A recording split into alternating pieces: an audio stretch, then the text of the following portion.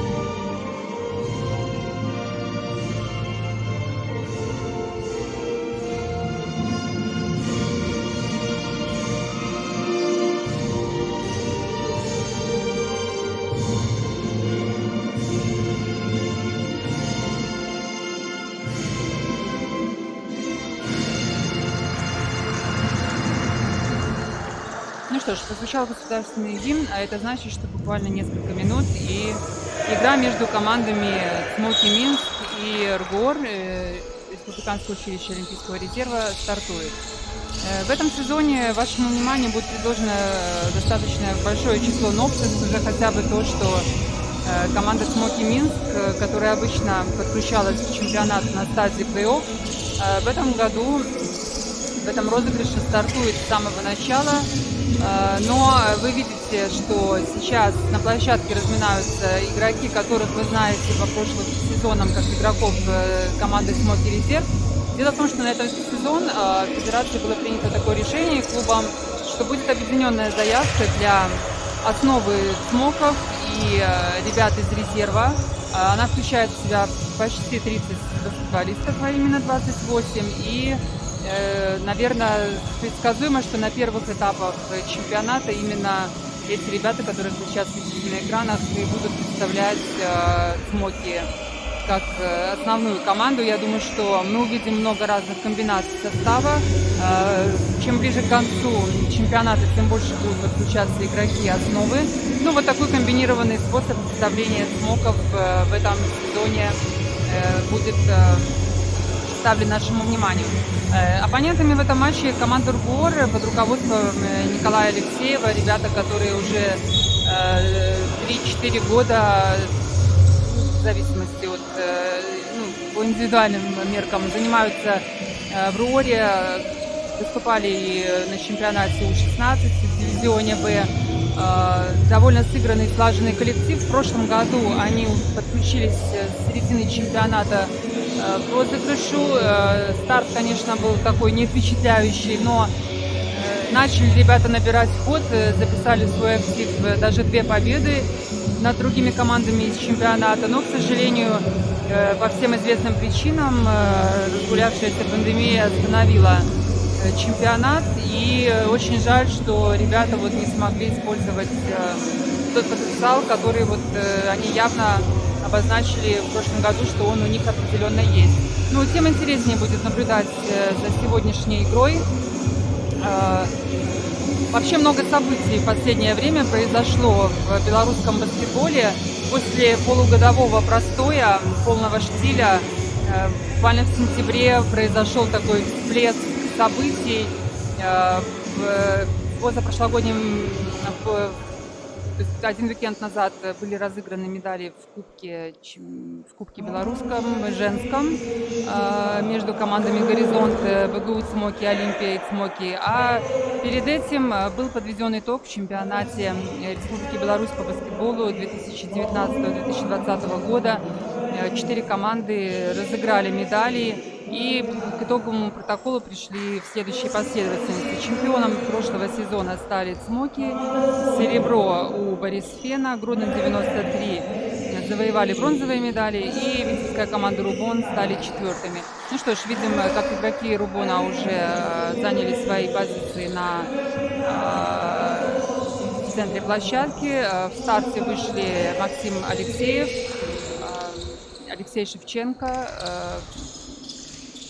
Тимур Михайлов, Вадим Пайко и Иван Балдуев, капитан команды. Ну а «Цмоки» представлены следующей 5-кой: Максим Карацов, Стубеда Вадим, так, пробегусь быстро, Борисевич Даниил,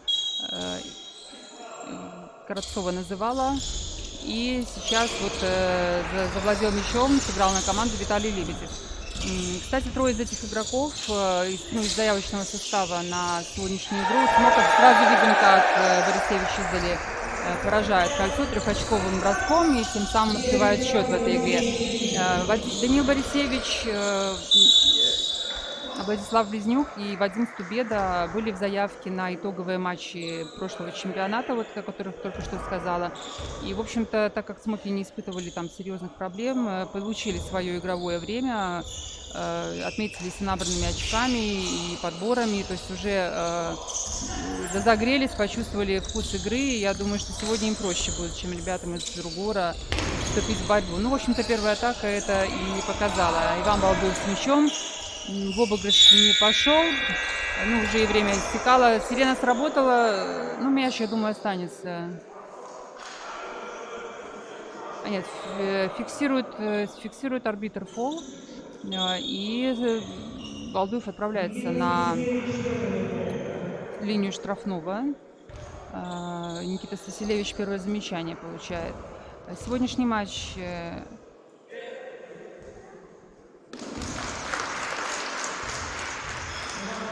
обслуживает бригада судей.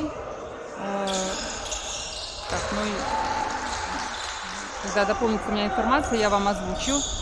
Вот. Ну а возглавляют команды, называла уже главного тренера РГОРа Николай Алексеев, а «Цмоки» выступают под руководством Георгия Кондрусевича. Вот такая неточная передача сейчас от Карацова. Но хотя быстрый отрыв сработал, быстро команда РГОРа перешла с защиты к нападению, но вот у Балдуева не получается атака. И жаль, конечно, не набранных очков. 3-2 пока в первой четверти. Лебедев хорошо партнеры вывели на открытый бросок, и Виталий, в общем, так, свободно атаковал, забивает, тем самым делая счет 6-2 в пользу «Цмоки».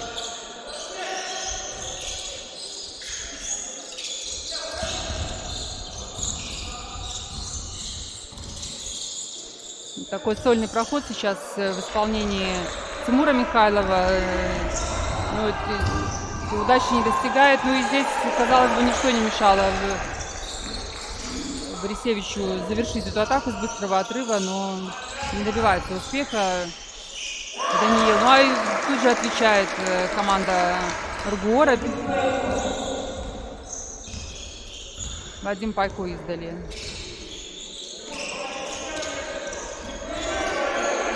Лебедев из Василевича.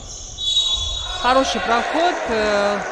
Партнер помог буквально оторваться от своего оппонента, использовал эту возможность. И сейчас еще есть возможность добавить к набранным очкам еще один штрафной. Посмотрим, как Никита Василевич выполнит бросок. Тем временем замена. Появляется в составе Тимофей Паралев, номер 73. Знаем хорошо этого игрока по выступлениям за сборные 3 на 3. Он был в 2015 году в составе нашей команды У-18 на чемпионате Европы. Это был самый первый чемпионат, который, в принципе, проводился для 3 на 3 в Европе. И тогда наша команда стала 4-й. Сейчас Паралев хорошо организовал для себя перехват, хотел сделать слэмданк, но не подрасчитал, в заднюю дужку пришелся мяч. Но тем не менее, отрыв Смоков уже довольно внушительный, 11-4. Будет Тимофей атаковать. В общем-то, надо, конечно, разогреться, попробовать. Логичная сейчас была атака, свободная позиция, нет претензий к принятому решению. Но вот пока не получилось реализовать бросок издали. Кравцов с мячом. Максим, кстати, тоже в этом году много выступал за 3 на 3, стал победителем нескольких этапов национальной лиги полова. То есть это заметные роли ребята отыгрывают именно в 3 на 3, что не мешает им выступать сейчас в регулярном сезоне 5 на 5, защищая конкретно сейчас уже цвета от Смоки. Да, я говорила вам, что здесь сводная команда, но как бы то ни было, ребята в полной мере отвечают за результат. Лежит достаточно высокая ответственность на них, потому что добывать победы, создавать задел для основы, которая сейчас, в общем-то, основные силы тратит на участие в международных соревнованиях. Кстати, есть повод поздравить команду Смоки с тем, что впервые в истории команда смогла преодолеть квалификационный раунд и сыграет в этом году в Лиге чемпионов. Буквально на днях в Болгарии Смоки одержали 2 победы. 28 августа переиграли болгарский Балкан со счетом 73-65. И 24 августа обыграли литовский Нептунас, немножко больше этого тоже стоило затрат, 69-59. 2 победы, и по результатам жеребьевки команда определена в группу С. 4 команды сыграют в этой группе: АЕК Греция, Шале Франция и ХПЛ Израиль. То есть будет интересный сезон, будет сыграно 6 игр, 3 домашние, 3 гостевые в период с октября по январь. И затем по 2 лучшие команды из каждой группы, от всего групп 8, выходят в 1/8 финала. Будем болеть, конечно, за наших ребят, будем оповещать, когда будет трансляция, но это будет уже трансляции телевизионные. Ну, в общем, предстоит много-много интересных встреч, не говоря уже о том, что буквально на следующей неделе стартует Лига ВТБ. Вернемся к тому, что происходит на площадке. Перехват сейчас Максим Кравцов хорошо прочитал передачу в краю. Вышли с преимуществом. Ну, хорошо сейчас Борисевич забивает. Такое плоское нападение, правда, получилось. 4 игрока выстроились в линию, и все равно защитники, получалось, сопротивлялись броску, но у Борисевича все получается. 15-4. Ну что ж, сложно действительно ребятам РГОРа пока нащупать слабые места в игре Смоков. скорости неплохие, но результативнее и эффективнее, конечно, действует команда синих. Сейчас хорошее командное взаимодействие. Все прекрасно и с пасами, с передачами, быстро и растянули защиту, но вот с реализацией пока не очень. Но начало матча, начало сезона, огромное желание играть, побеждать. Понятно, что игроки пока под прессом всех этих обстоятельств, я думаю, что все наладится у ребят. Иван Балдуев с мячом. Даниил Каско. Заслон от Тимура Михайлова.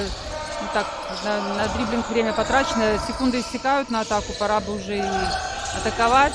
Не получается, пока кучно играют смоки. Здесь вынужденный бросок Даниила Каско. Но получается забрать мяч в отборе. И даже два подряд броска ребята из РУОРа произвели. Но оба без результата. Ну а тем временем Королев, моментально переместившись под противоположный щит, уже атакует.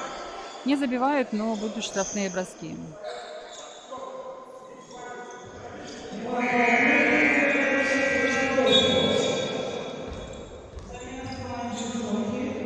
Ну и пока Тимофей будет осуществлять свои попытки с линии штрафного, скажу о том, что действительно большие подвижки в продвижении баскетбола совершены в этом году. Уже то, что вы видите трансляции старта чемпионата, а будет показан весь чемпионат, и то, что вы меня слышите, я считаю, что это огромная совместная работа Белорусской Федерации баскетбола вместе с интернет-порталом Sport TV By. Совместный труд делает продукт, который производит белорусский баскетбол, ближе аудиториям. Теперь вы сможете наблюдать за матчами вне зависимости от того, можете посетить их очно или нет. Считаю, что это определенно прорыв в работе менеджмента, и поздравляю вас всех с этим событием. Я думаю, что будет много интересного, захватывающего контента для вас, любителей баскетбола. Ну и для игроков, для сотрудников клуба, для всех почитателей игры это хороший подарок в этом сезоне.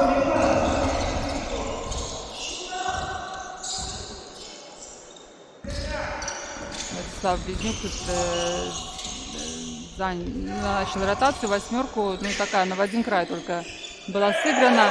В итоге по центру тот же Близнюк атакует, достигает мяч цели. 19-6, плюс 13 уже за 3 минуты до конца первой четверти. Даниил Каско в проходе. Ну вот неплохо обострял, и в общем-то надо брать игру на себя. Но только с реализацией пока сложно.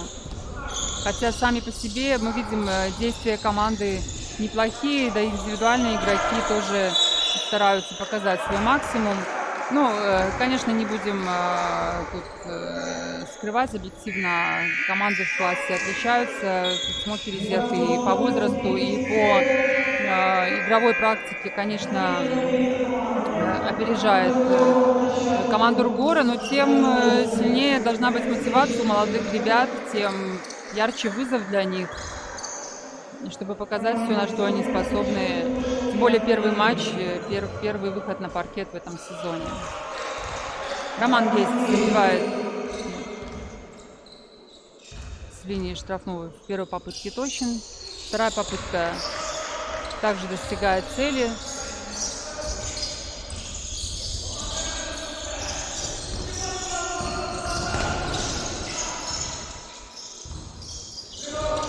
Далеко пока у кольца развиваются события в нападении у команды красных.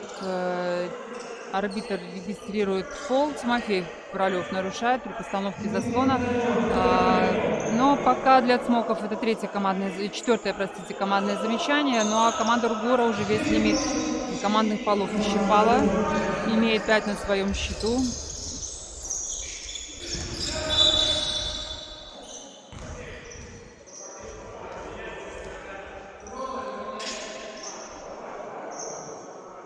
Неспортивный фол регистрирует арбитр Максиму Борисевичу.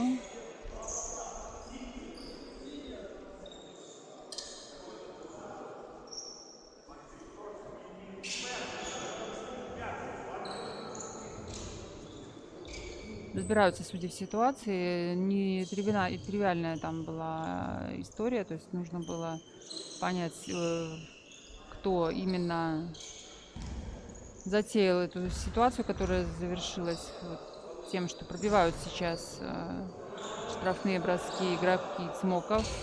Роман Гейст на линии штрафной.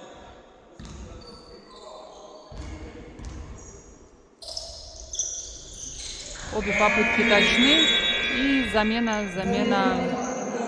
Ургора. Покидает площадку капитан команды Иван Бадуев. Вадим Пайко возвращается в игру. Видим, что, несмотря на существенный разрыв в счете, сейчас отрабатывает в защите плотно на своей половине площадки команда Цмоков. Ну, в общем-то, неплохо разобрались ребята из Ургора. Опять же, не идет мяч в кольцо, но сумели организовать атаку.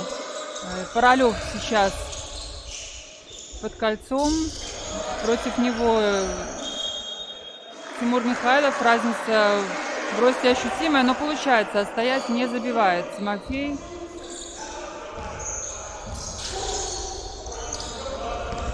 Один балл пока вот смотрю у Тимофея, пока на его счету, при том, что достаточное количество бросков уже было совершено форвардом.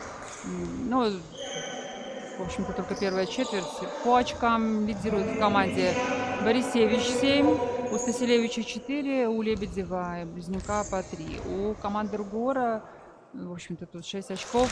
По 2 балла отметились Пайко, Михайлов и Балдуев. Ну вот сейчас Даниил добавляет в свою копилку еще 2 очка и становится по очковому балансу лидером в своей команде.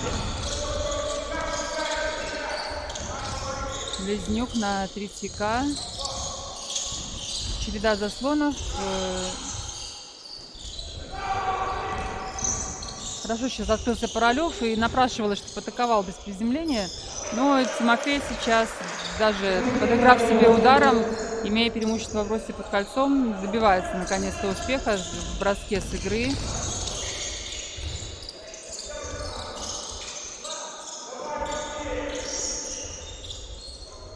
Даниил Каско. Алексей Шевченко. Ну, как-то затормозилась атака. Буквально тут уже последние секунды остается. И такая неподготовленная все-таки атака в исполнении Тимура Михайлова. Не могут сейчас как-то позиционно сыграть. Препятствуют Цмоки своей достаточно активной формой защиты. Играют индивидуально. Но это уже создало определенные трудности. Видим, что рассыпались командные взаимодействия Урора. Вот в таких ситуациях напрашивается, что кто-то индивидуально должен обострять, взять игру на себя.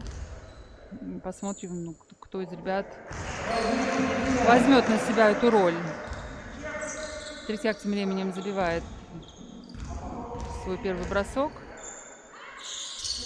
Смотрим, как Цмоки будут обороняться после штрафных. Да, плотно встречают своих оппонентов. Ну, в общем-то, никакими сдваиваниями дело не закончилось. Кайко с мячом. Хорошо сейчас проходит вот то, о чем говорила. И, в общем-то, неплохо сейчас действовал Вадим Пайко. Замедлился на шагах, но в любом случае смог практически кратчайшим путем пройти центральную зону и добился права бросать штрафные. Если бы еще немножко больше вложился в финальную реализацию броска, то можно было еще и бороться за забитый мяч и при этом забить со штрафа. Но как бы то ни было, 2 очка набраны. Чуть-чуть улучшается ситуация Ургора по счету. Все-таки разменяли уже первый десяток. Сделали это ребята за минуту до окончания времени первой четверти.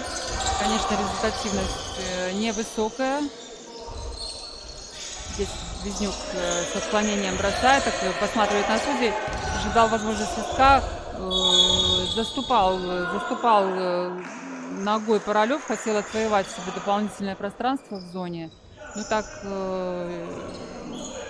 чувствительно было столкновение. Оказался на полу Максим Алексеев, но поднялся игрок, 19 номер, все в порядке, продолжает игру. Алексей Шевченко. Ну, видим, что тренерские установки на матч по игре в защите у Смоков такие, что опекаем очень близко. Хорошо прошел Тимур Михайлов. Ну, добивает после подбора Даниил Каско. Хорошая сейчас была атака с мощного прохода, с подбора. Молодцы ребята. Безнюк Вадим мяч доставляет Гестю на трехочковую линию, и Роман реализует этот бросок. Буквально с звуком сирены забивает, и команды отправляются на двухминутный перерыв при счете 29-12 в пользу команды ЦМОК.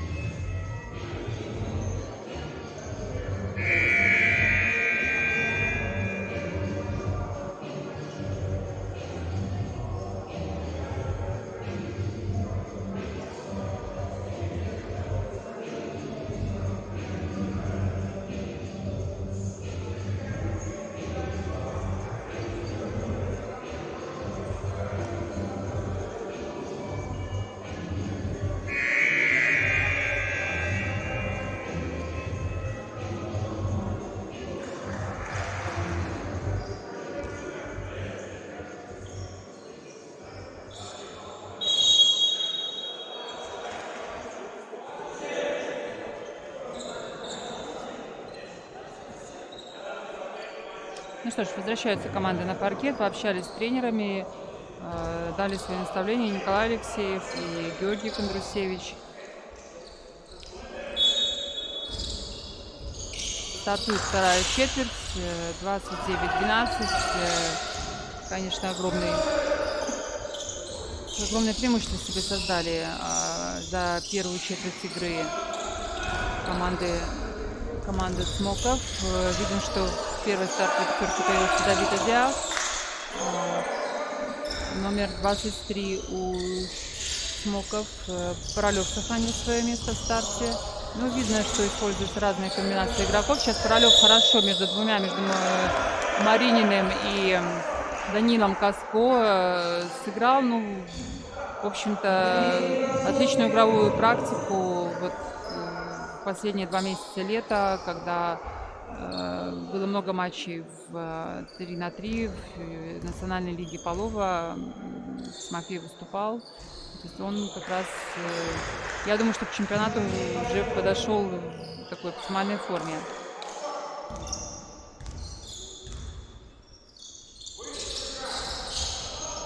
Забивает Тимофей, добавляет очки в свой личный актив.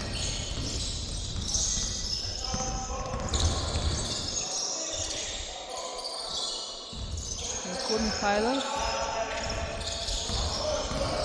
Каско так затянул в свое владение. В итоге бросок. Недоволен Николай Алексеев, как сейчас распорядился мячом воспитанник. Паралев тем временем обостряет, сам против двоих. Удалось ребятам Дрора сыграть без фола. Тимофей не забивает, но тут быстрая атака и уже возвращается мяч практически на секунду задержавшись на другой половине. И 33-12, еще больше преимущества от Смоков с первой же минуты во второй четверти.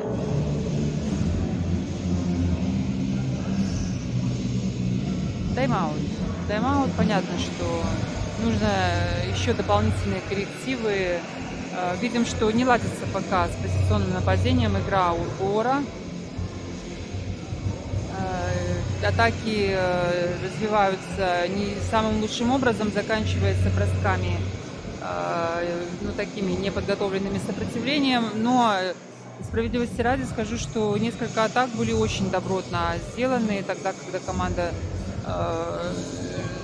сыграла в пас, и были хорошие проходы, и, в общем-то, и как раз с этих атак и набирались очки. Я думаю, что еще увидим и действия команды РГОР в хорошем ключе. Ну, а Смоки Минск сейчас уже чувствуют себя совершенно комфортно при существующей разнице. Могут пробовать различные комбинации состава. Мы видим, что это происходит. И менять систему защиты. То есть все, что было наработано в тренировочном процессе с момента, как команды приступили вообще к подготовке к сезону, все теперь можно пускать в бой и проводить тесты, что работает, что нет.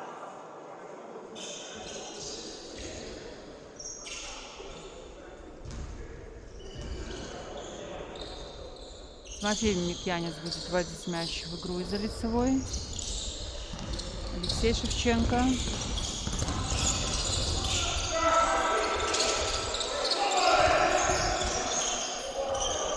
Ну, все же хорошо сделал. И пошел в обыгрыш, и обыграл своего оппонента. Но не забивает Даниил. Здесь видим, как на Вадима Стубеда перевели мяч. Кстати, говорила уже о молодых игроках, и в том числе и Вадим смог получить, пускай немного, но все-таки игровое время в составе основы Смоки в финале 4. И, в общем-то, так неплохо смотрелся в отведенное ему время. Потеря игроками Смоков. Возвращаются ребята в защиту. Ну, в общем-то, не так уж и возвращаются. Видим, что по-прежнему атакуют ребят на своей половине. Но несмотря на применение такой достаточно активной формы защиты, пока не было потерь при выводе мяча у РГОРа. Пусть это замедляет атаку, пусть часть секунд тратится на вывод мяча, но вот получу протоколы после второй половины, посмотрю, какая ситуация по потерям. Но в целом достаточно хорошо сохраняют мяч. Пайко с мячом. Шевченко. Хорошо сейчас, вот, как только есть хорошее взаимодействие, но вот с реализацией тут уже и повторяться не хочется, но по-прежнему Даниил Каско хорошие выходы свои тратит в холостую, к сожалению. Близнюк с мячом, хитрый пас хотел тут организовать на Стубеду. Быстро перешли от защиты к нападению, но не получилось атаковать быстрым темпом. Есть еще 13 секунд на атаку ребят РГОРа. Шевченко с мячом. Замедлилась, конечно, тут атака. Но сохраняют ребята мяч. Каско на последней секунде еще успевает после подбора атаковать. Не точно. И моментально Лебедев уже с быстрого отрыва отправляет мяч в кольцо. 35-12.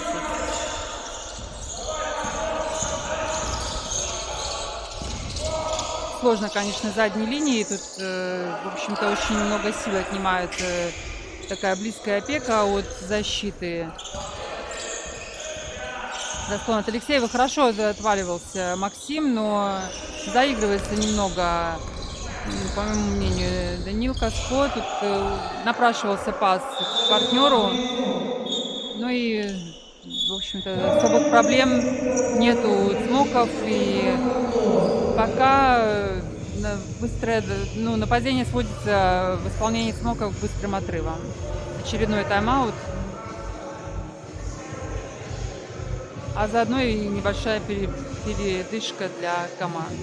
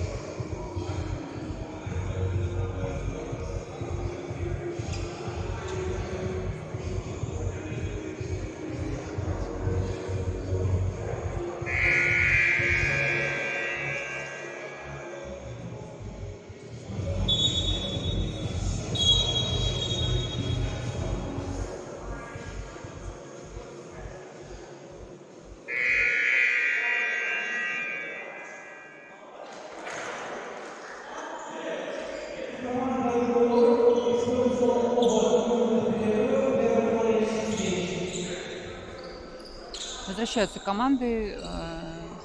37-12. Не получается пока у Гора сократить хотя бы немного разницу. Алексей Шевченко на Тимура Михайлова.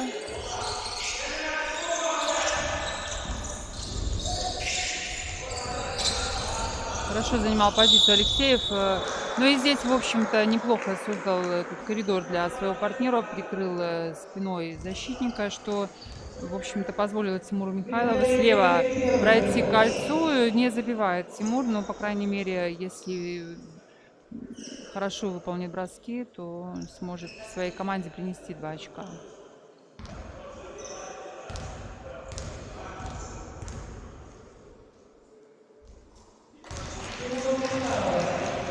Забивает Тимур.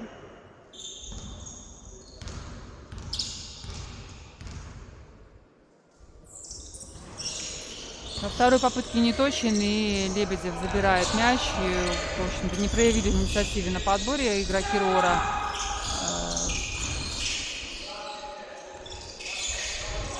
Диах. Хорошо здесь сейчас Тубеда занял позицию. Оборонялся Максим Алексеев. Обошлось здесь пола, отстояли кольцо. Не смогли организовать быстрое нападение, но очень хочется, чтобы сейчас получилось у ребят набрать очки. Перекрыл Стубеда сейчас пас на Алексеева. Тут уже не было других вариантов. Ну и быстрый ответ от Цмоков. Предыдущая атака вот не получилось даже отбросить на партнеров Ургора. Надо искать какие-то ключи, какие-то способы взломать защиту. Пока атаки идут за счет небольших игроков, вот и сейчас Степан Азаркевич сыграл индивидуально.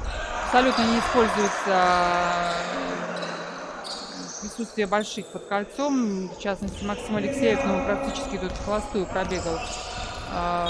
Помогал команде, создавал моменты, но паса не дождался. Все, что можно с подбора для себя отвоевать.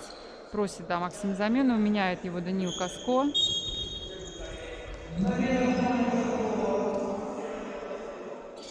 Нет, остается все-таки на площадке Максим Алексеев.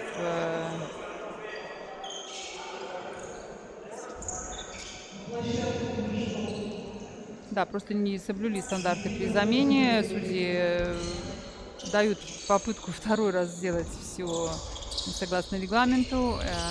Смотрим, как сейчас Тимофей Микьянец начинает атаку для Ругора. Алексей Шевченко. Тубеда высоко поднялся в защите. Можно было бы это использовать. Ну и хорошо сейчас вот практически тут возвращался в защиту Стубеда, поймал его на противоходе Каско, но пора забивать, конечно.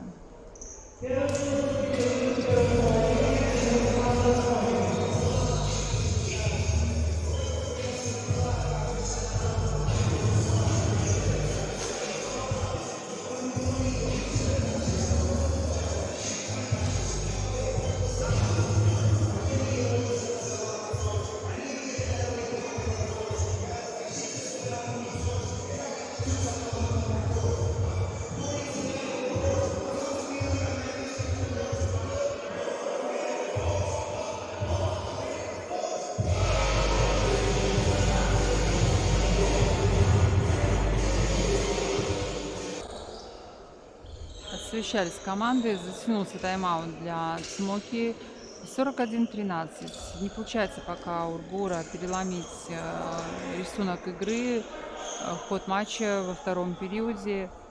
Неплохие моменты были созданы, но по-прежнему с реализацией не так все хорошо. Коской Даниил выполняет свои броски, но, к сожалению, тратит возможности приносить команде очки, которые как необходимо все-таки хотя бы десятка очков набрать. Здесь Карасов, в общем-то, помогает легкой кровью Гору отделаться в защите, теряет мяч.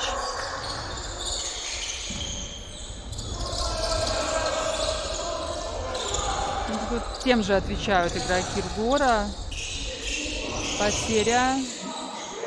И капитан команды Давид Идзях забивает за линию трехочковой, тем еще больше увеличивая отрыв. Большой диагональный пас. Длинный Коской из-под щита. Ну, наконец-то у Даниила вот вся его работа, которую он проделывал до этого, все-таки вот перешла в качество и забивает Даниил с игры. Лебедев. Василевич. Лебедев освободился. Кто-то предложит в зоне себя. Ну, идет пас в угол площадки. Ну, так, не совсем качественно отработали на подборе. Сохраняют мяч Цмоки. Ну и есть теперь еще 14 секунд. Благодаря подбору Василевича есть время на атаку. Выстраивает всех Карасов.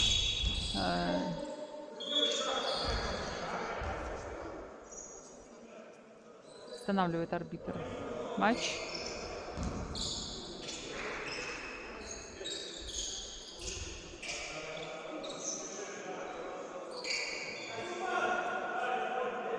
Продолжит атаку команда Цмоки. 8 секунд остается. Вбрасывание из боковой.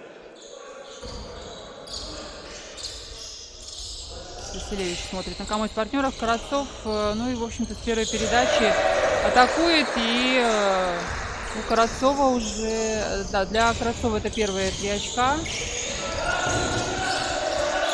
Жаль, что сейчас пас не достиг цели. Остановился. Могла бы быть хорошая чистая атака из-за дуги. Косков в проходе. Ну, в такой ситуации, может, стоило бы атаковать по кольцу. Ну, теряется мяч для Аргура. И за 3 минуты 20 секунд до конца 47-16 во втором периоде Карасов с Идзяхом в левом углу, по левому краю. Хорошо себе предложил себя в зоне. Против двоих атаковал. Не забивает, но на подборе поборолся. Вторая попытка также не достигла цели, но здесь у Василевича получается сохранить мяч. Для Цмоков от ноги защитников красным уходит мяч в лицевую. Еще одна возможность для атаки для Цмоков.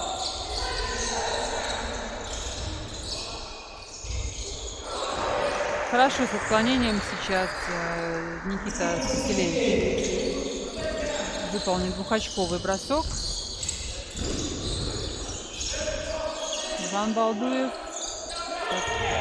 Пайко. Вот такая нечеткая передача, и как результат тут же Карасов забивает с быстрого отрыва. Видели мы в прошлом сезоне, как Максим здорово в нескольких матчах смотрелся в матчах в кубковых и в ВТБ в составе основной команды Цмоки. Особенно отметился своей такой скорострельностью, точностью из-за дуги. Ну а здесь он, конечно, явный лидер команды, ведет своих партнеров, планомерно наращивает разницу. 51-16. 2 минуты останется. 2 минуты с небольшим в первом матче.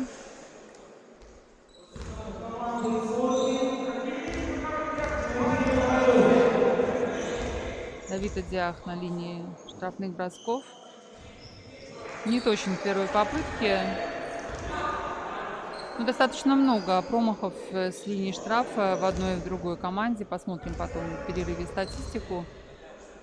Но, конечно, без протокола понятно, что с реализацией намного лучше дела обстоят у Смоков. В общем-то, это отражает и цифры на табло. На самом деле, если бы была хотя бы на треть выше, лучше реализация у Ргора, были бы совершенно другие цифры, потому что действительно определенное число атак было хорошо организовано. Очень жаль, что ребята не забивали.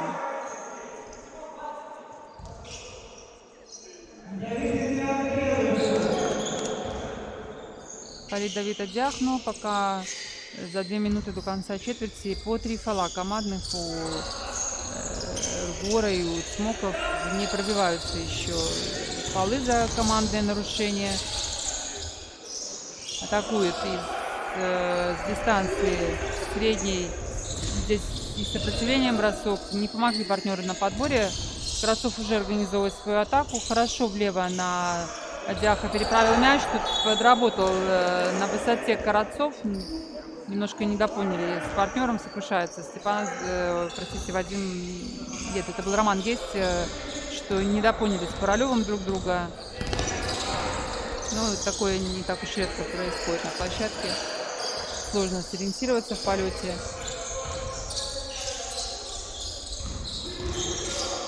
Кайко Шагов в таком силовом проходе, ну, по крайней мере, зарабатывает свое право атаковать с линии штрафа и нагружает еще одним фолом Тимофея Пролева. Второе замечание 73-го номера.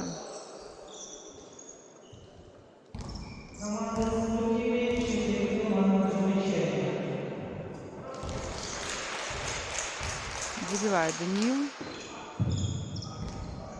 На текущий момент Каско единоличный лидер по очкам в Горе, 9 очков. С учетом вот последнего забитого на его счету у Пайко 4 очка, Михайлов 3 и 2 у Балдуева. Диах обострил слева, останавливает его ценой фола Иван Бадуев. Смотрим, что да, у Бадуева ситуация с фолами совсем не хорошая. 4-й фол. За первую половину матча фактически зафолился до критического состояния капитан команды. Да, следует тут же замена. Выходит на площадку Алексей Шевченко.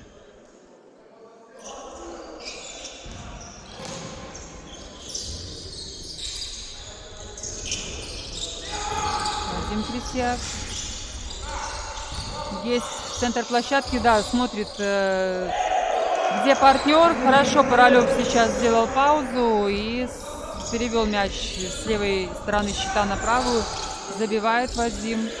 И да, также становится лидером у себя в команде. 9 баллов по счету Тимофеева.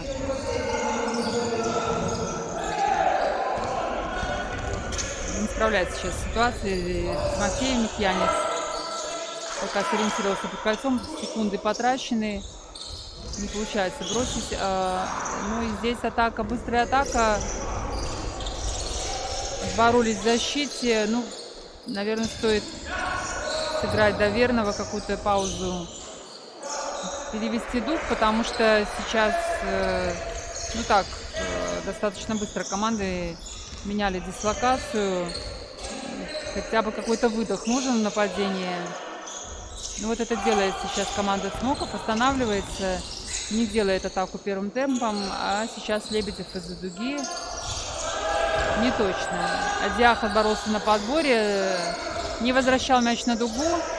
Вот Королев еще один подбор делает, и Лебедев добивается успеха. 3 очка в пользу Смоков и 54-18. Ну что ж, команды отправляются на большой перерыв, 15 минут, 57-18. Никаких проблем не испытывают Смоки в первом матче против Гора. Сложно ребятам Николая Алексеева пока что-то противопоставить, но посмотрим, как подействует перерыв на команды. Ожидаем вас через 15 минут в эфире и не прощаюсь.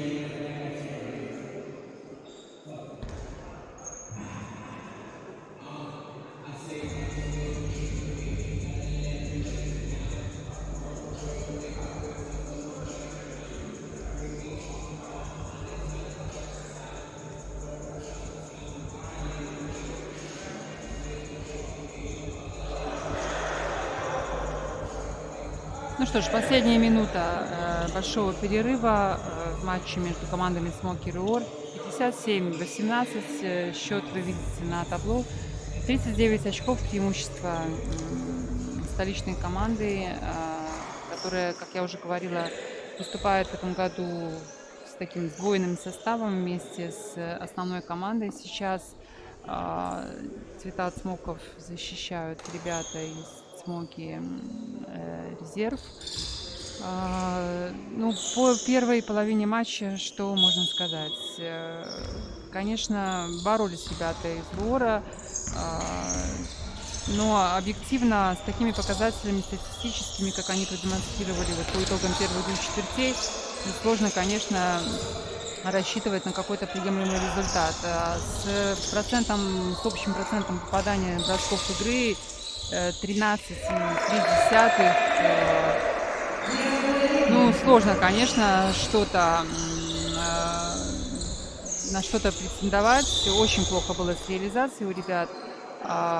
Ну, скажем, из 18 набранных очков, 10 очков были набраны с линии штрафного. В общем-то, в этом компоненте как раз, наверное, и есть какой-то потенциал для команды. Нужно обострять, если не получаются броски с игры. Ну, с трехочковыми бросками, на самом деле, ситуация еще хуже. Все 11 попыток не достигли цели. Соответственно, периметр полностью выключен, не работает. Ну и в то же время проблемы и с использованием больших. Если Данил Каско, в общем-то, был активен, много обострял, но при этом с реализацией с игры было не очень, но со штрафными как раз-таки неплохо из 5-6, то Максим Алексеев за свои 17 минут получил только 2 возможности для броска, а он по времени провел на площадке больше, чем кто бы то ни было другой.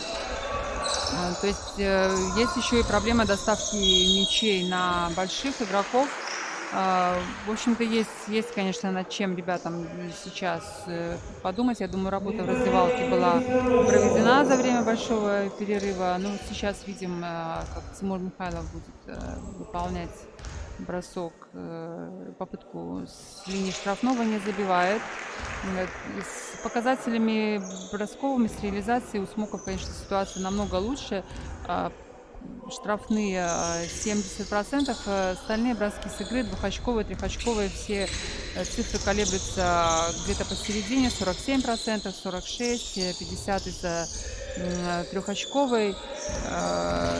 Ну, для матча с таким оппонентом, конечно, этих цифр более чем достаточно.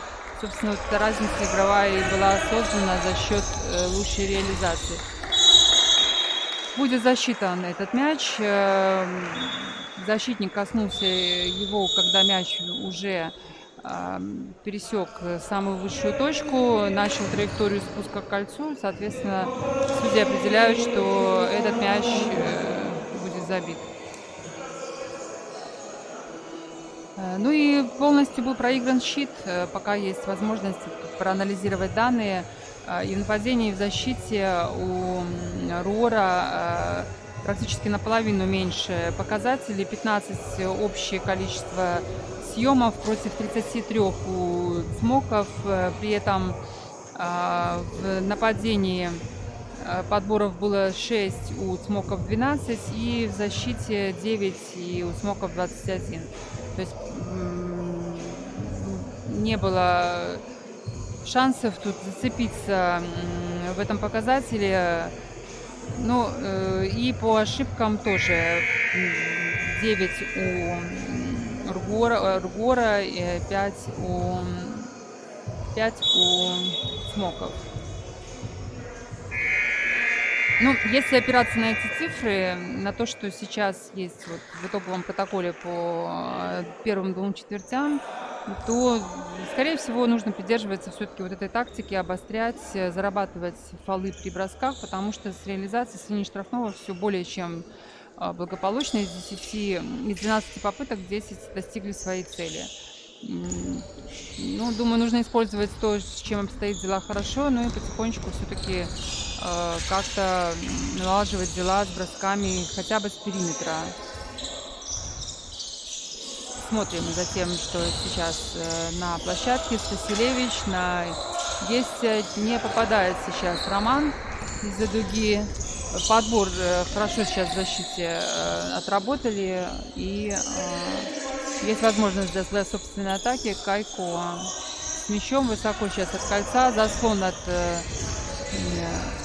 Алексеева. Не получилось большим между собой разыграть. И ну вот первое, как будто ребята услышали меня, первое попадание благодаря броску Алексея Шевченко. Первый трехочковый точный бросок и 59-23.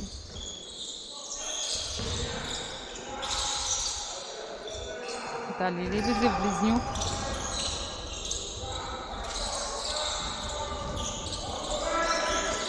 Стасилевич хорошо идут пасы, но если не ошибаюсь, да, и на сирене забивают. Сейчас в следующей атаке перепроверю.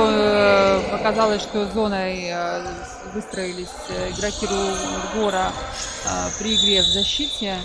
Сейчас обострял. Ну, хорошо сейчас Кайко обострял. Фол зарабатывает Виталий Лебедев. Третье замечание. Причем у него в этом плане он тут лидер среди всех своих партнеров по команде. Помним, что у Балдуева, у 11 номера капитана команды Гора, уже 4 фола на счету. То есть нужно быть осторожным. Алексеев с мячом. Ну и вот неточность. Близнюк тут же забирает мяч и с отрыва забивает. 11 команд принимают участие в этом сезоне в чемпионате республики среди мужчин. Соревнования на первом и втором этапах будут сыграны каждый с каждым. Домашняя гостевая встреча. Затем по итогам 2 раундов будут команды разбиты на 2 пула. Первая шестерка и в нижней части 5 команд. После еще одного круга перекрестных матчей плей-офф будет сыгран из 8 команд. При этом в первых 6 добавятся первые 2 команды по итогам вот сыгранных игр во втором нижнем пуле. Я думаю, что интересный будет сезон. Многие команды существенно обновились в этом межсезонье. В меньшей степени это касается молодежных команд, такие как сегодня принимают участие.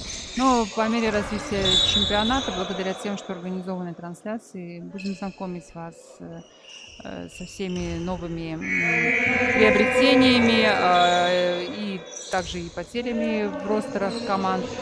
Сейчас на площадку у Цмоков возвращаются Тимофей Королев и Вадим Стубеда. Будут играть 2 большими Цмоки. Ну, Стубеда тут номинальный центр под обед.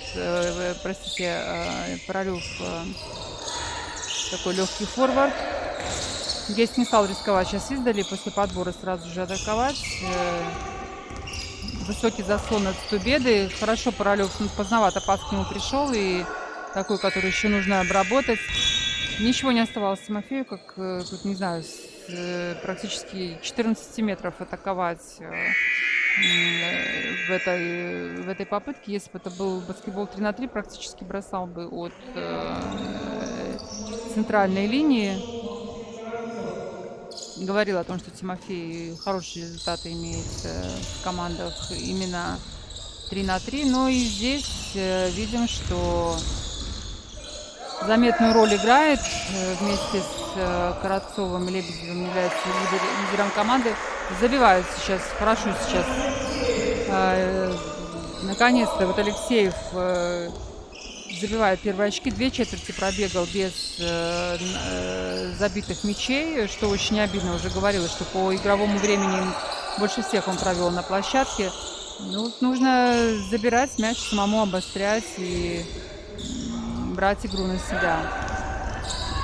Быстро перешли от защиты к нападению игроки Руора, но вот уже который пас такой на грани, и потеря уже была, нужно аккуратнее быть с пасами.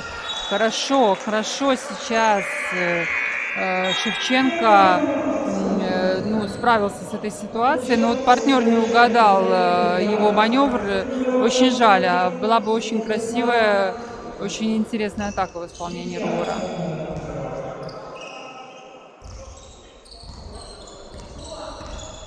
Карацов обозначает комбинацию с таким двойным подъемом больших на штрафодях. Издали забивает 3 очка.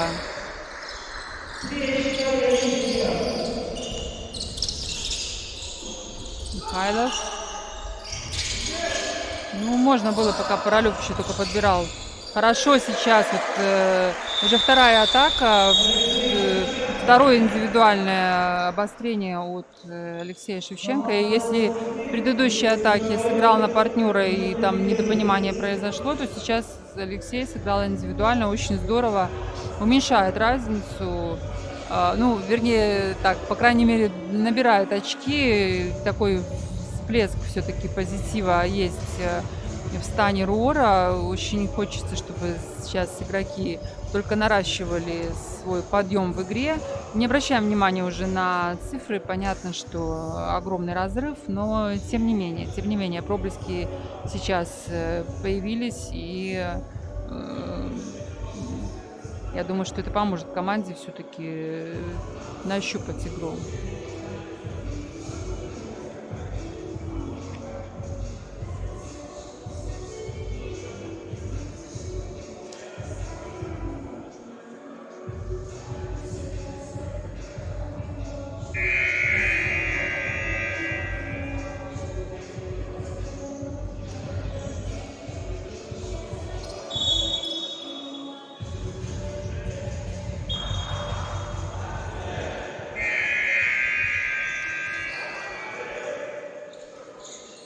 Ну что ж, совещались команды, видели мы, как была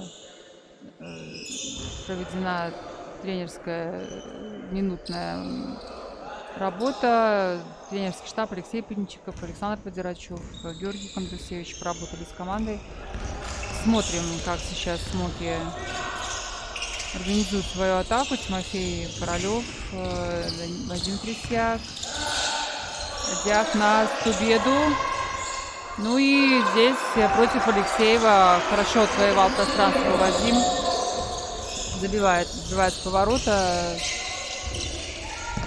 Ну, вот здесь сдваивание в боковую. Зря, конечно, Иван Балдуев остановился. Самые опасные, самые критические места для выводящих мяч, когда защитники загоняют боковую линию, сдваиваются на том, у кого мяч. Ну и вот сейчас видим, что да, все это привело к потере владения мячом для Руора.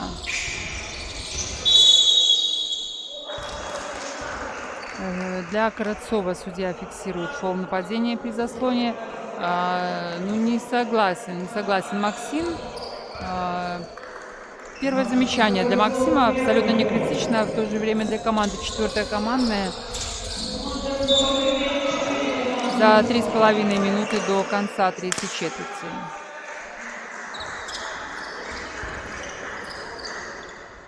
По-прежнему плотно обороняется команда Смоков.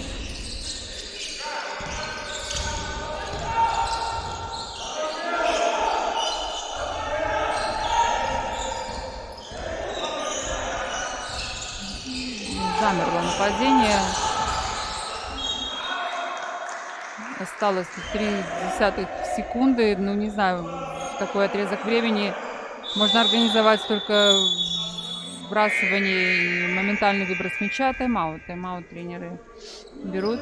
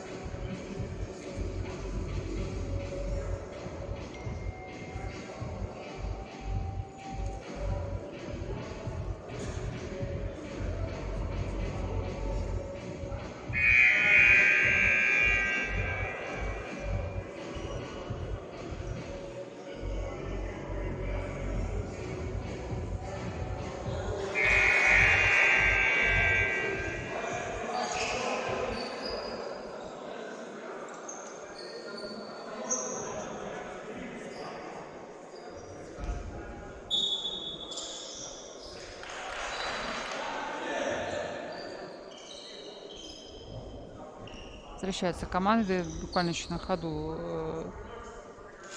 доносит свое видение Николай Алексеев.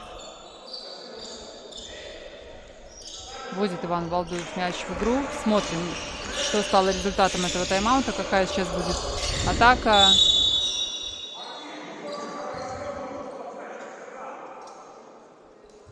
Замечание получает Вадим Стубеда.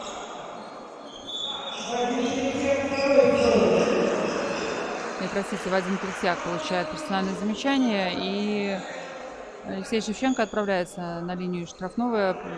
Смоков уже выбран лимит командных замечаний, и, в общем-то, выжили максимум из этой ситуации игроки РГОРа, но, к сожалению, не забивает Алексей в своей первой попытке с линии штрафного. Ну и во второй попытке он также не точен, но очень жаль. Была возможность индивидуальные показатели улучшить, но и команде принести так необходимые очки.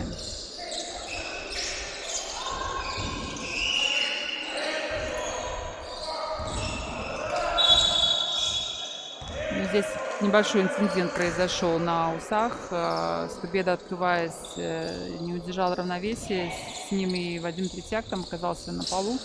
Хорошо, что обошлось без повреждений, без каких-то травм. Ну и Смоки, так вот, отвлекшись, видимо, на этот маневр своего большого, отправили пас никуда. Не было атаки. Бадуев это обостряет, но хорошо Королев ему перекрыл кратчайший путь к кольцу. Закрыл центр. Михайлов бросал издали, не забил. Нет фола, нет судейского свистка, при том, что помним, что у Михайлова... нет, простите, у Балдуева 4 фола, у Михайлова пока 2. Протестует тут тренерский штаб. Но, тем не менее, остается мяч у Цмоков. Из-за лицевой Максим Карацов вводит. Рабочий момент. Прикрыт Баталдиах, перехватывает Михайлов и сам же с быстрого прорыва, миновав Стубеду, который так как-то свободно пропустил его, забивает с быстрого отрыва. Одного из немногих, кстати, в исполнении РГОРа. Но в этой ситуации все получилось. Молодцы ребята.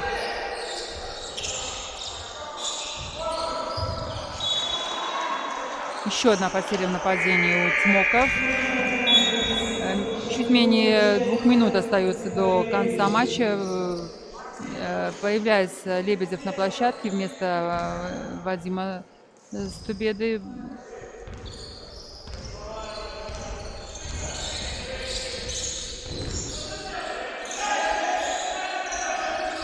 Максим Алексеев далеко от кольца. Останавливается, но уже который перехват от Карацова. Не прошла вот эта длинная высокая диагональная передача. И очередной тайм-аут.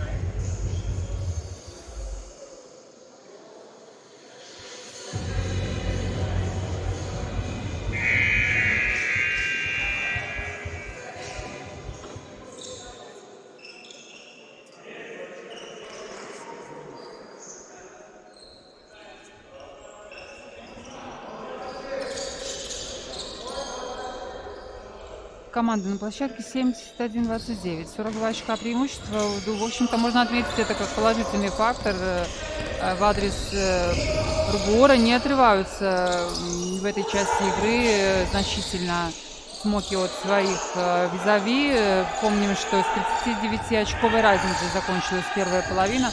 Получается пока сдерживать натиск Смоков. И на последних секундах сейчас атака от Даниила Каскони. Точно, не забивал пока Даниил из-за дуги при своих уже, если не ошибаюсь, 7 попытках. Хороший пас сейчас на Королева от Вадима Третьяка. И не забивает Тимофей, но будет сейчас выполнять штрафные.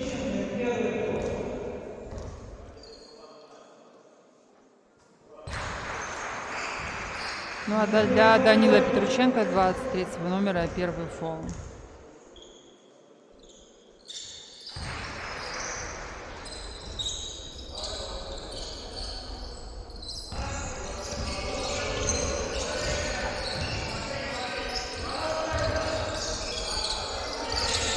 Бадуев на Михайлова. Не получилось сейчас сохранить мяч, к сожалению. Городцов с прорыва. Дорабатывает Лебедев, поддержал партнера в атаке. Сейчас не совсем внимательный был Каскон, не забирает Одиях, но Лебедев просто смахивает мяч, останавливает быстрый отрыв Смоков. При этом владение остается у Руора. Замена.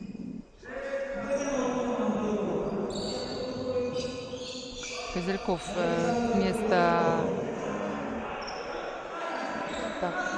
прошу прощения, не увидела, кого заменил, но выходит 8 номер.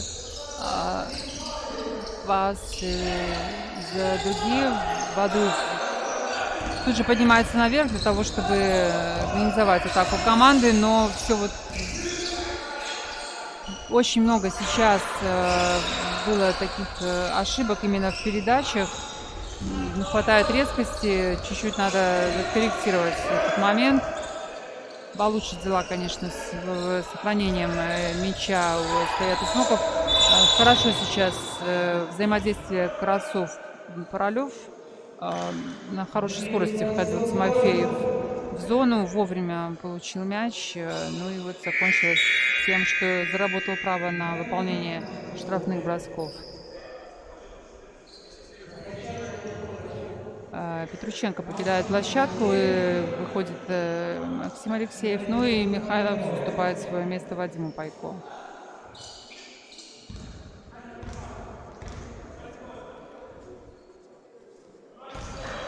Забивает Королев. 10 очков у Тимофея. Такое же количество забитых. Сейчас уже 11 у Королева, 10 у Борисевича. В общем-то, абсолютно все игроки Смоков отметились набранными очками по первым двум четвертям. 28 очков было заработано игроками со скамейки. А нам остается досмотреть последнюю четвертую четверть в этом матче после двухминутного перерыва. 77-29.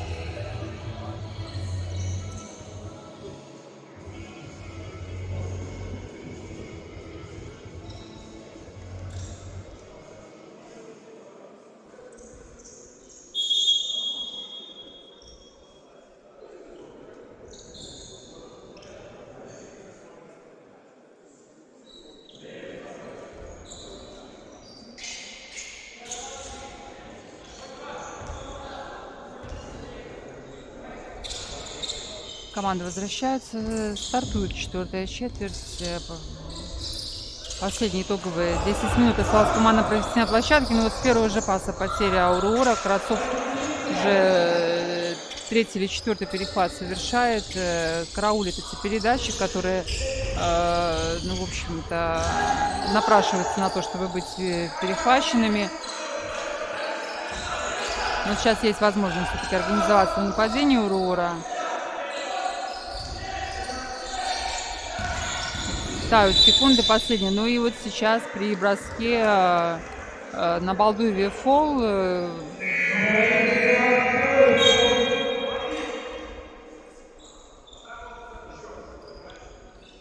Вадим Медиах зарабатывает персональное замечание. Появляется на площадке Шевченко и Козельков. Ну, кстати, вот хочу отметить Алексея Шевченко.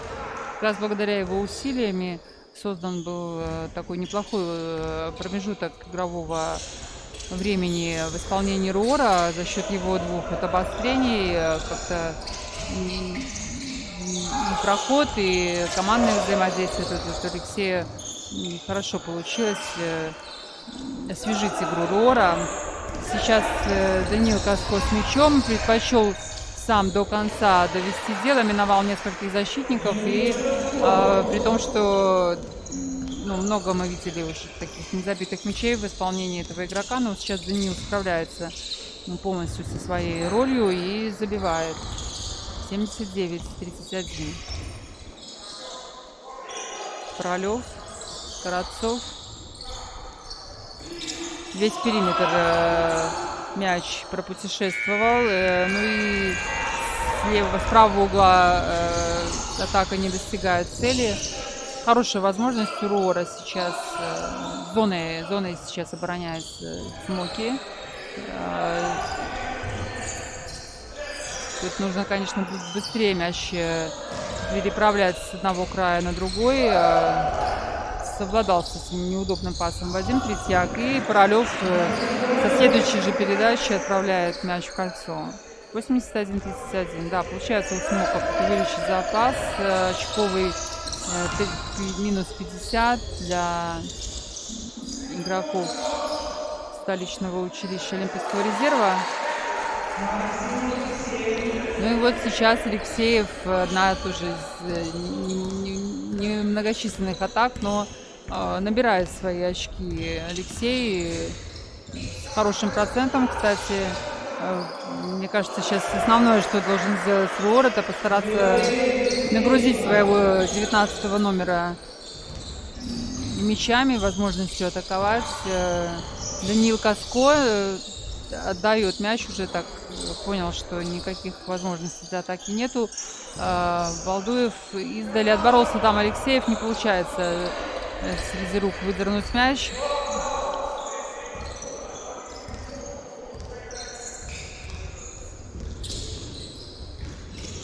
Диах в атаке с таким разворотом. Ну, было бы зрелищно, если бы забил.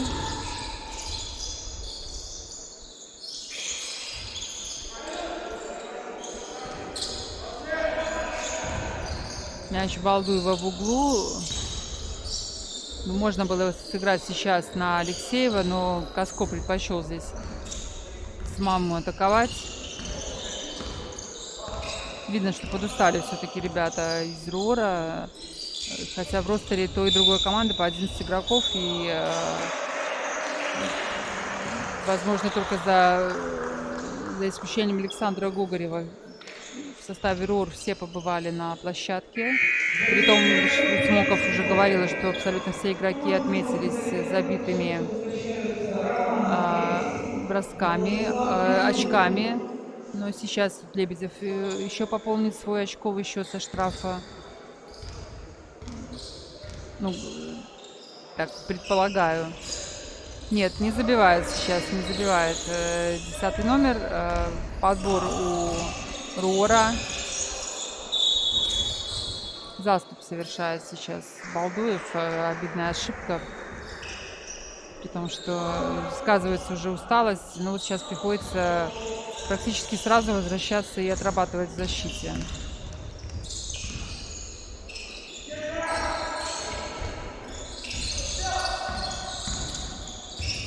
отправились отдохнуть. У Гора оба лидера, и Каско, и Алексеев. Ну, а здесь с хорошим таким разворотом атакует Королев. Еще больше добирает баллов в свою индивидуальную копилку. 15 у Тимофея. Но вот не отстает от него Лебедев, так как они вдвоем тут выясняют отношения внутри команды Смоков, кто станет лидером по очкам. Ну, а однозначный лидер у Ргора — это Даниил Каско с 11 очками. Хороший пас на Королева. Близнюк ситуацию отличную создал для взятия кольца. Так, неумолимо стремится команда Цмоков к преодолению отметки в 100 очков. Буквально 10 очков для этого им осталось. По времени отрезок более чем достаточный. Еще 5,5 минут сыграть в последней четверти. Я думаю, что этот рубеж им покорится. Ну, а для Руора очки набираются очень медленно, с большим трудом.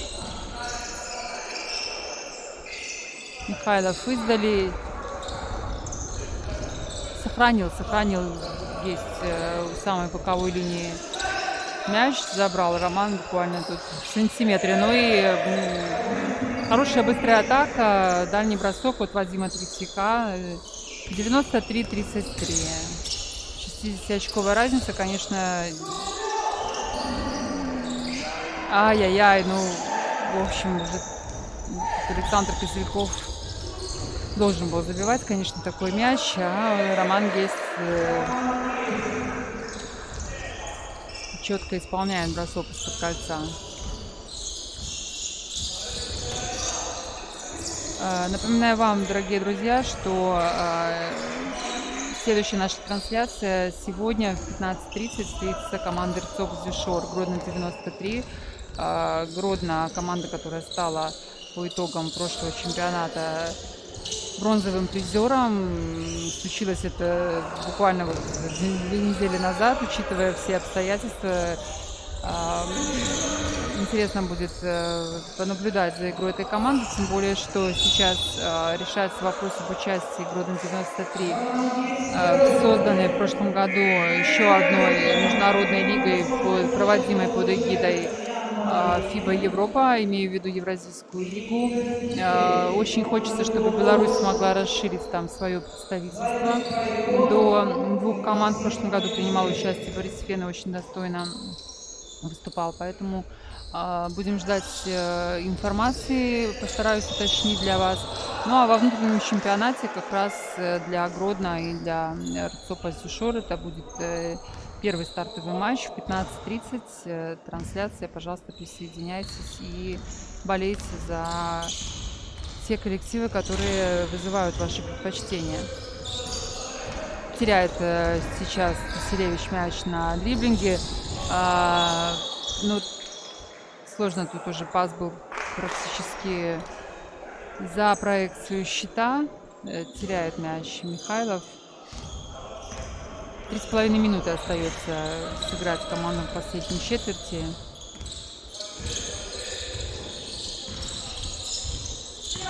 Один близнюк. Королева хорошо здесь разыграли, но не получается у Яна Маринина завершить эту атаку. Хотя партнеры, в общем-то, организовали хорошо. Ну и здесь забивает Максим Алексеев. После небольшой передышки вернулся Максим на площадку.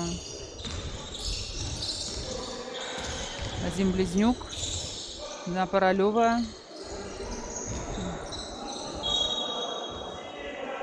Защищали здесь игроки Руора, не свалили. 14 секунд остается у команды Руора на атаку. Будет Тимофей атаковать. Ну, в общем, нет опеки, нет сопротивления. И Тимофей абсолютно спокойно, чисто отправляет мяч в кольцо. очередной перехват, наброс. Ну и здесь уже момент достойный и матча звезд. И видим, как размашисто, как свободно, с большой амплитудой, с огромным запасом действуют игроки Смоков. Понятно, что никакой пресс за результат не давит. Фактически ни в одной части матча. И не было никаких претензий на лидерство у Руора. Поэтому действуют здесь Смоки. Ну и видим, что еще один классный пас от Близнюка через всю площадку. И Роман Гейс забивает с быстрого отрыва. Ну что ж, этим броском пройден рубеж в 100 очков, 102-35. 2 минуты остается до конца игры. И команды отправляются на очередной тайм-аут.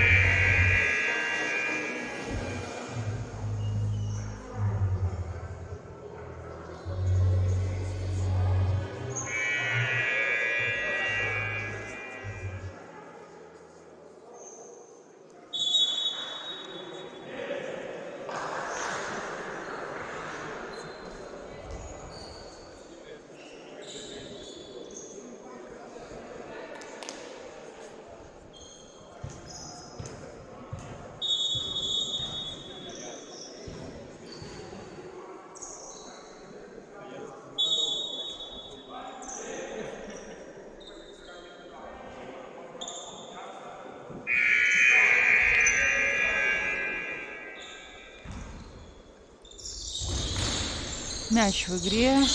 Последние 2 минуты вашему вниманию. В итоговой четвертой четверти противостояние между Смоками и Руор. 102-35. Конечно, счет красноречив. Пока абсолютно не конкурентные ребята из Руора в матче против ребят из Смоков. Но, тем не менее, вот могу отметить, что как только стали чуть-чуть кормить мячами Максима Алексеева, тут же он записал на свой актив 6 очков и стал приносить ощутимую пользу команде. Жаль, что этого партнеры не делали в первых 2 четвертях. Сейчас при отборе фалит Лебедев. Но никакой выгоды очковой из этого момента извлечь не получится. У Смоков сейчас 3 командных фола, у Руора 1. То есть по очкам, по фолам запас огромный, но для этой концовки матча абсолютно неприменимый ресурс. Тут уже говорила, что Смоки, в общем-то, играют уже так на красоту, на зрелищность, пробуют уже здесь какие-то трюки, не получается у ребят очень неплохо. Ну а для ребят из Гора последние игровые секунды возможность тоже что-то качественное, интересное продемонстрировать. И вот сейчас с такого полукрюка, с шагов в левую сторону сыграл Максим Алексеев, получил право бросать штрафные.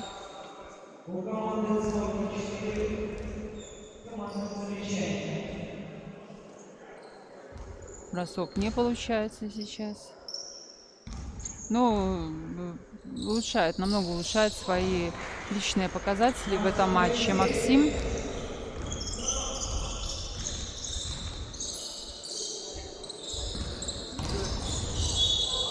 Близнюк с хорошим финтом еще до дриблинга, с таким кроссом плечами уходит через центр и забивает в дополнение еще штрафной бросок. Фол заработал Алексей Шевченко.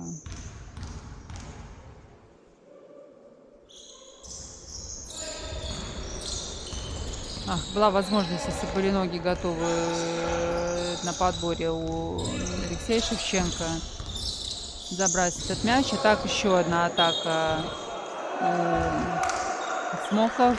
Упускает сейчас, уходит мяч от рук Яна Маринина. 40 секунд остается в матче. В атаке Ргор. Ну что ж, скажут ребята тут свое слово. Тут очень мало возможностей для этого осталось. Не получается сейчас атака. Но 11 секунд на владение. Остается сбрасывание.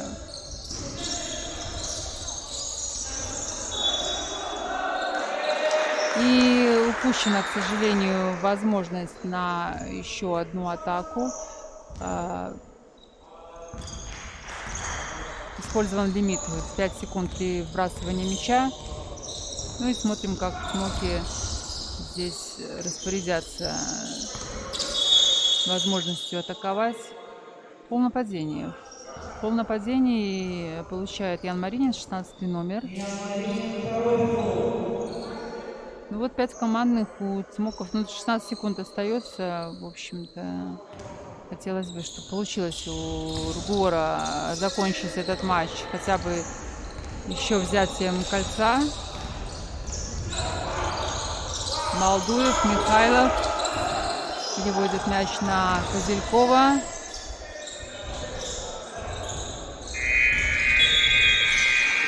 Ну что ж, итоговая сирена 106-36. Вот с такой разницей побеждают Смоки команду Ргора. Как бы то ни было, невзирая на цифры на табло, поздравляем